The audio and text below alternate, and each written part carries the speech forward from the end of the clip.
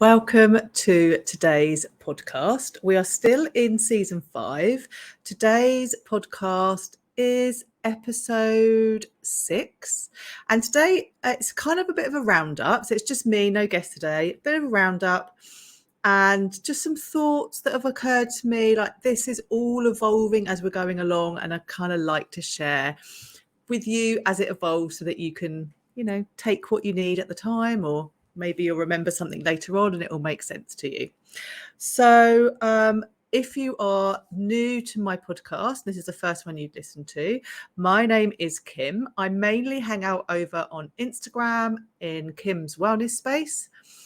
I am so passionate about wellness.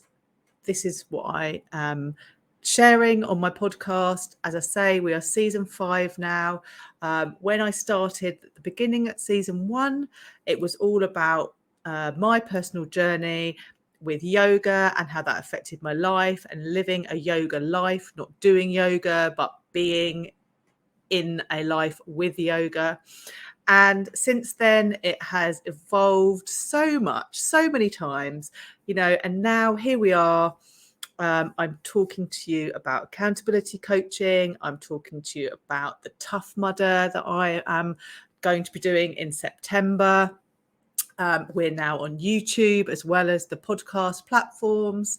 And now I have guests sometimes as well. So everything is evolving and I absolutely love it. It's just the way it should be. Nothing should be set in stone. We only know what we know until we learn something new. And if we're learning new things, I want to be sharing those with you. So let's just do a little bit of a backtrack on how or not a backtrack, a catch up. That's more appropriate wording, isn't it? A catch up on how things are going. So today we are in July, so Tough Mudder is getting a little bit closer.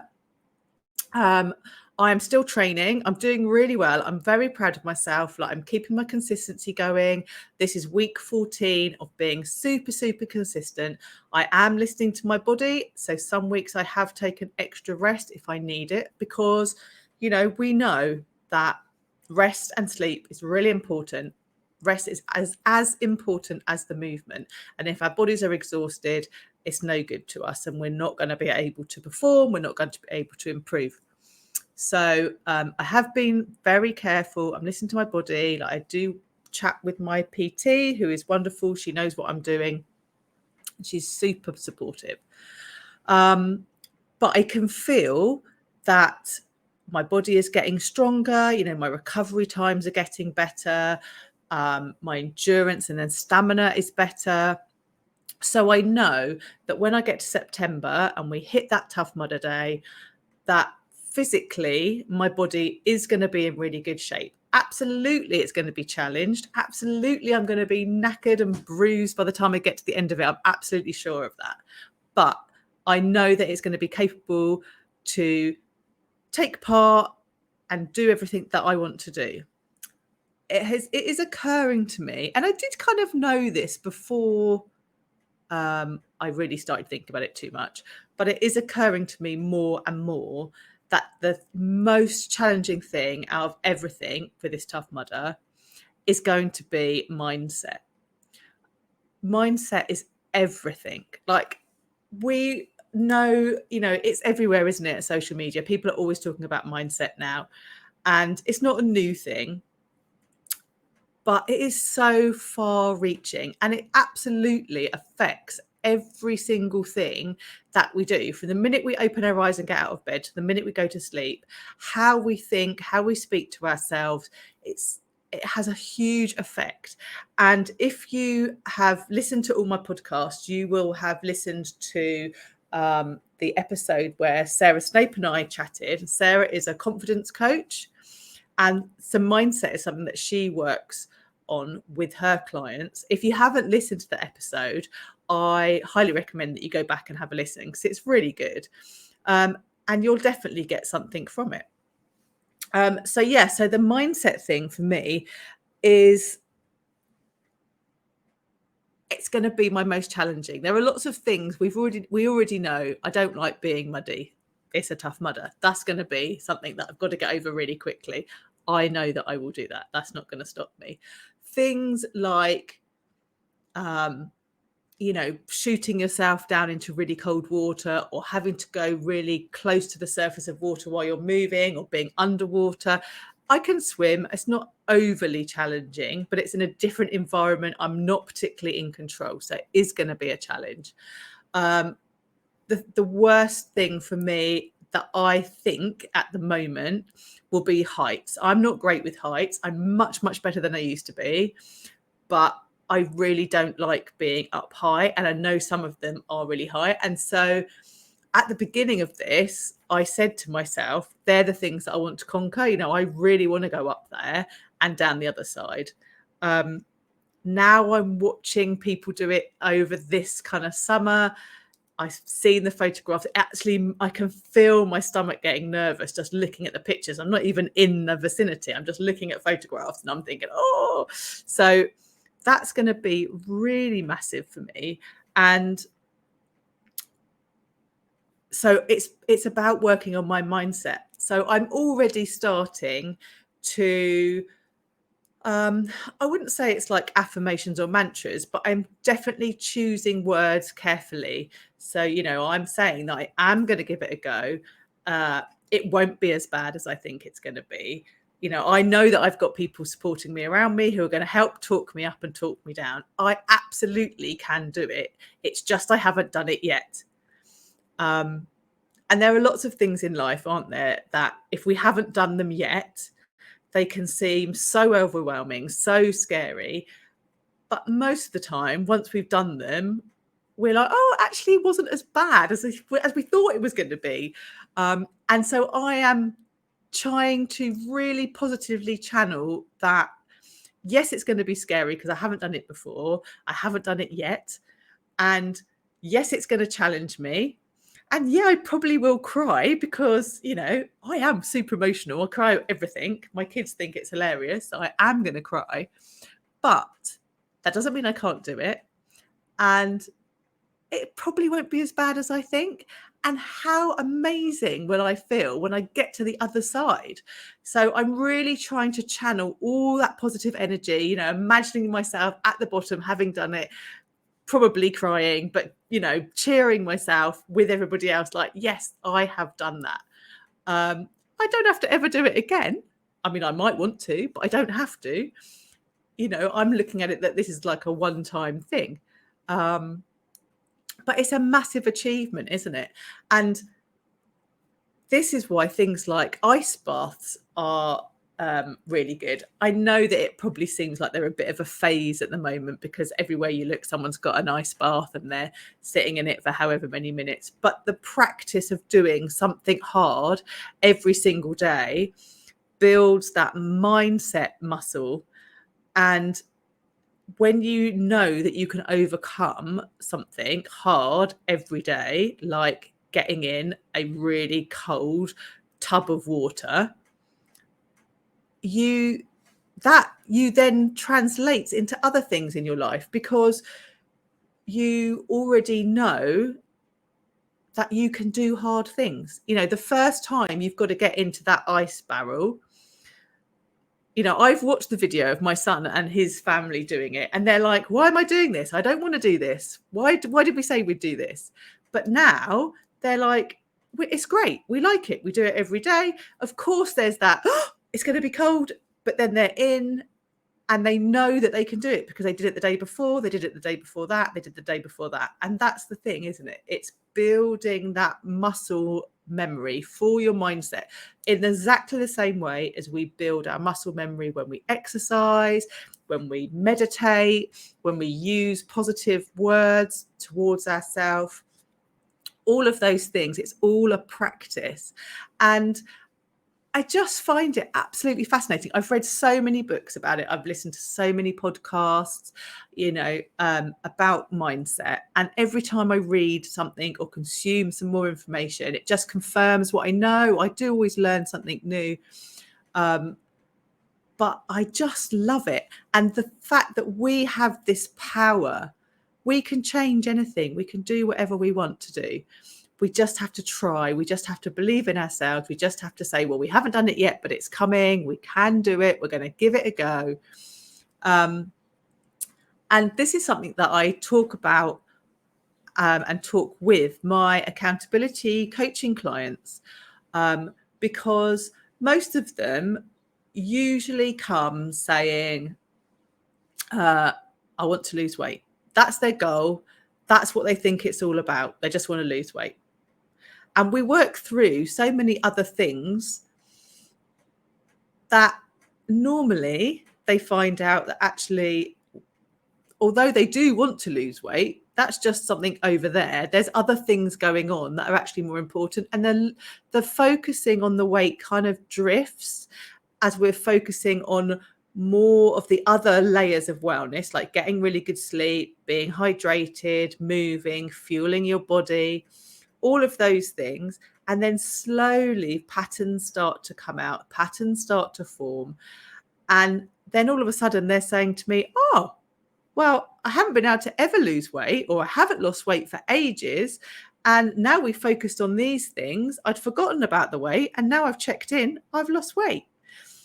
So it just goes to show that you don't have to focus on scale weight or on losing weight. You can focus yourself on other areas, practicing all of that mindset,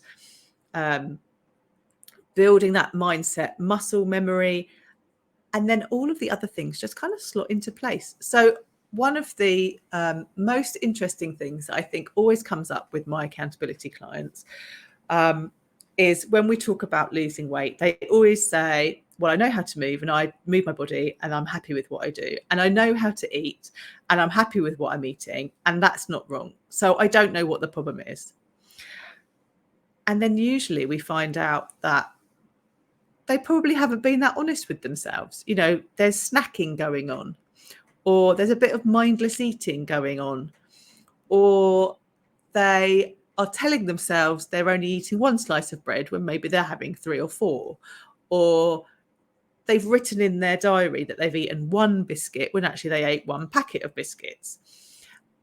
And it's not that they're doing it to be naughty. It's not that they're doing it to deceive me or themselves. It's just that we get caught up in things in life, and these little things just happen, don't they? I mean, how many times have you sat down with a cup of tea, a packet of biscuits, and maybe you wanted to watch something on the television and you think, oh, I'll just leave the packet there, but I'm only going to have 2 biscuits. That's fine. And then you get to the end of your program and you've actually eaten the whole packet.